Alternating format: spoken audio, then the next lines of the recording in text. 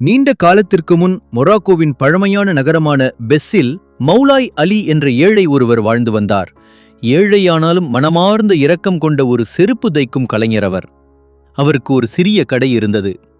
அவர் தினசரி உணவுக்கே சிரமப்பட்டாலும் ஒரு ஏழை வந்தால் வெறுப்பாக திருப்பி விடாமல் நிச்சயமாக ஒரு செருப்பை அளிப்பார். அவரிடம் விற்க வேண்டிய செருப்புகளே இல்லாத போதிலும் அதை கொடுக்கும் மனம் கொண்டவர். சந்திர ஒளியில் மணல் மேடைகள் மஞ்சள் நிறமாக மாறிக்கொண்டிருந்தபோது பசியோடு பழைய துணிகளோடு ஒரு முதியவர் அவரது கடைக்கு வந்தார். அவர் மெதுவாக சொன்னார், "நான் 1000 மைல்கள் நடந்துள்ளேன். என் பாதங்கள் இரத்தமாகிவிட்டன. எனக்கு தயவு செய்து செருப்புகள் தர முடியுமா?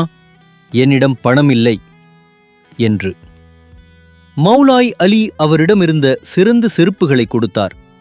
மென்மையான தோளில் பொன்னாடையால் ஓவியம் போல் தைக்கப்பட்ட செருப்புகள் அவை. அந்த முதியவர் சிரித்தபடி கூறினார், "நீங்கள் அளவில்லாத பரிசுத்தன்மை கொண்டவர். இந்த செருப்புகள் உங்கள் கைகளால் மட்டுமல்ல, உங்கள் இதயத்தால் செய்யப்பட்டவை. அதற்காக நான் உங்களுக்கு ஒரு வரம் அளிக்கிறேன்" என்று கூறிவிட்டு அந்த செருப்புகளை அவரிடம் கொடுத்தார். இந்த செருப்புகள் எங்கு எதனை தொடுகிறதோ அந்த நிலத்தின் மறைக்கப்பட்ட உண்மைகள் உங்களுக்கு தெரியும். ஆனால் எச்சரிக்கையாக இருங்கள், உண்மை எப்போதும் இனிமையானது இல்லை என்று. மௌலாய் அலி இன்னும் மற்ற கேள்விகள் கேட்க விரும்பும் முன் அந்த முதியவர் புகையாய் மங்கிக் காணாமல் போனார். ஆர்வமுடன் மௌலாய் அலி அந்த செருப்புக்களை அணிந்து வெளியே சென்றார். திடீரென அவருக்கு சுற்றியுள்ள மக்களின் எண்ணங்கள் கேட்கத் தொடங்கின. வியாபாரி சிரித்தார். ஆனால் அவர் மனத்தில் மோசமான எண்ணங்கள் உள்ளன. பட்டு உடை அணிந்த செல்வவதி, ஆனால் காணாமல் போன தனது குழந்தை பற்றி மனதுக்குள் ஆழ்ந்த துயரம்.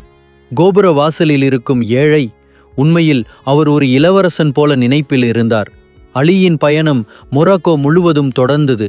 வனங்கள், சந்தைகள், மலைகளில் அவர் மறைந்த உண்மைகளை அறிந்தார். பலருக்கு உதவினார், தொலைந்தவர்களை வழிநடத்தினார், பொய்களை மென்மையான நயத்துடன் வெளிப்படுத்தினார். ஆனால் காலத்துடன் மற்றவர்களின் உண்மைகளை தொடர்ந்து அறிய வேண்டிய பாரம் அவரை உடைத்தது.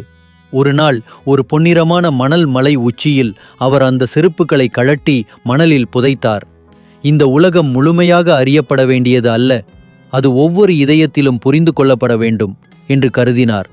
அவர் மீண்டும் பெஸ்ஸுக்கு திரும்பி தன் ஞானத்திற்காக புகழ் பெற்றார். அவரை சந்திக்க அரசர்கள் முதல் பொதுமக்கள் வரை வந்தார்கள்.